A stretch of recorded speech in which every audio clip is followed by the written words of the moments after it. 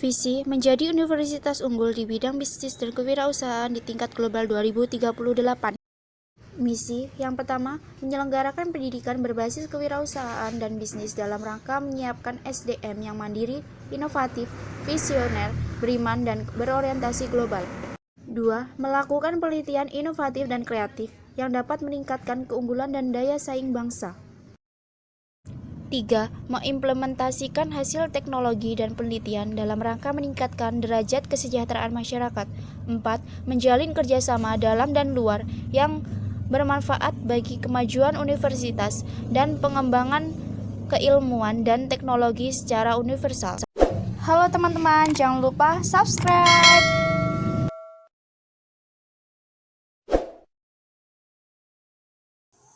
Assalamualaikum warahmatullahi wabarakatuh. Saya Milar Stuningsih, Prodi D3 Rekam Medis dan Informasi Kesehatan, kelas 19A7.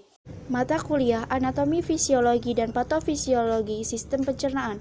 Dosen pengampu Ibu Lisdiah Dewi Arini, MSI. Di sini saya akan menjelaskan tentang sistem digestif atau sistem pencernaan. Semua makanan dan minuman yang masuk ke dalam tubuh kita akan melewati proses pengolahan di dalam sistem pencernaan. Ada banyak sekali organ yang terlibat dalam sistem pencernaan tubuh. Untuk membuat makanan yang kita makan dapat dicerna dan diserap oleh tubuh. Saya akan menjelaskan beberapa bagian dari sistem digestif. Yang pertama, usus halus atau intestinum tenue. Dinding usus halus ini kaya akan pembuluh darah yang fungsinya untuk mengangkut zat-zat yang diserap oleh hati melalui vena porta atau vena terbesar. Dinding usus halus ini melepaskan lendir dan air. Nah, fungsi dari lendir sendiri ini adalah untuk melumasi isi usus. Sedangkan fungsi air untuk melarutkan pecahan-pecahan makanan yang dicerna. Kemudian saya akan menjelaskan bagian dari usus halus, yaitu yang pertama usus 12 jari. Nah, usus 12 jari adalah bagian dari usus yang terletak setelah lambung yang berhubungan dengan usus kosong yang disebut dengan jejunum. Usus 12 jari ini juga merupakan bagian terpendek dari usus halus. Usus 12 jari ini juga sering disebut organ retroperitoneal. Di dalam usus 12 jari ini terdapat dua saluran, yaitu yang pertama pankreas dan yang kedua adalah saluran empedu.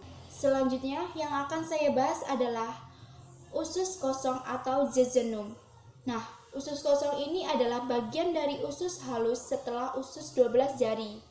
Panjang usus halus mencapai 6-8 meter, yang dimana 2 meternya adalah bagian dari usus kosong. Permukaannya dapat berupa membran mukus yang terdapat tonjolan-tonjolan yang disebut villi. Dan yang ketiga yang bakal saya bahas adalah ileum atau usus penyerapan. Ileum ini adalah bagian dari ketiga usus halus setelah usus 12 jari dan usus kosong. Panjangnya mencapai 2-4 meter dan terletak setelah duodenum dan jejunum dan dilanjutkan oleh usus buntu. Ileum memiliki pH antara 7-8. Di dalam ileum ini banyak terdapat villi yang fungsinya untuk menyerap nutrisi. Enzim-enzim yang dikeluarkan oleh usus halus yang pertama enterokinase yang mengubah tripsinogen menjadi tripsin, dan yang kedua maltase mengubah maltosa menjadi glukosa dan galaktosa, dan yang ketiga sukrase mengubah sukrosa menjadi glukosa dan fruktosa. Yang keempat lipase mengubah lemak menjadi asam lemak dan gliserol. Yang kelima, erepsin mengubah repton menjadi asam amino, dan yang terakhir adalah disakarase mengubah disakarida menjadi monosakarida. Oke, selanjutnya saya akan menjelaskan tentang usus besar atau kolon. Di dalam usus besar ini terdapat sisa-sisa makanan yang dibusukkan oleh bakteri Escherichia coli. Kemudian sisa makanan yang dibusukkan itu berubah menjadi fases.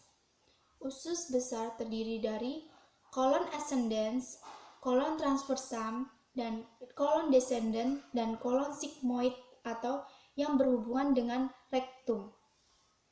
Bakteri yang terdapat di dalam usus besar berfungsi membantu penyimpanan zat-zat gizi dan membuat zat-zat penting seperti vitamin. Selanjutnya saya akan menjelaskan tentang anus. Anus itu merupakan lubang di ujung saluran pencernaan yang dimana lubang itu merupakan jalan keluarnya zat-zat sisa makanan.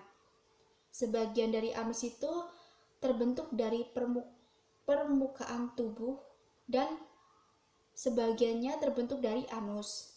Pembukaan dan penutupan anus itu diatur oleh otot yang disebut sphincter. Kemudian saya akan menjelaskan tentang rektum. Rektum ini adalah sebuah ruangan yang berawal dari usus besar hingga berakhir di anus. Rektum memiliki fungsi sebagai tempat penyimpanan sementara fases. Biasanya rektum ini kosong karena tinja disimpan di tempat yang lebih tinggi, yaitu pada kolon ascendens.